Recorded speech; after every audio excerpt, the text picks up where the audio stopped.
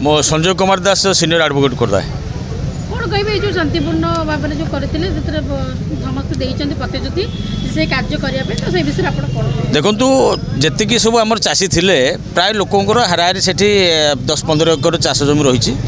से चाष जमी को पोखरी डेभलपमेंट आड़ प्रीवियस बीजेडी सरकार पीरियड रे पोखर परिधि जी पोखर परिधि की एक्सटेंशन करी लोकों बिल को पोखरी हुड़ा को मड़ेदेले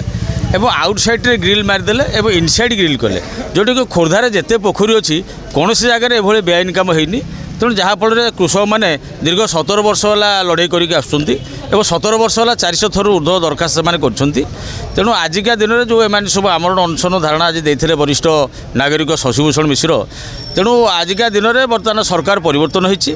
एवं डबल इंजिन सरकार आसी मोहन सरकार आमको आज प्रतिश्रुति देले जे बर्तमान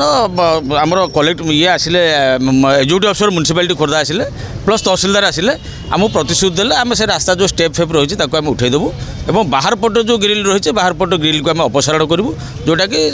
रास्ता डेभलपमेंट करदेबू जोटा कि चाषी मैंने आराम ट्रैक्टर फैक्टर नहीं चाष कम सुरखुरी करेंगे केते दिन भितर से तो कहना करेंगे कहते जदि केते दिन भितर मसे भितर कार्यक्रम आरंभ न हुए पुणी पुनर्बार अनशन करा आवश्यक पड़े अन्य कार्यपंथा ग्रहण करा सब कार्यक्रम रही।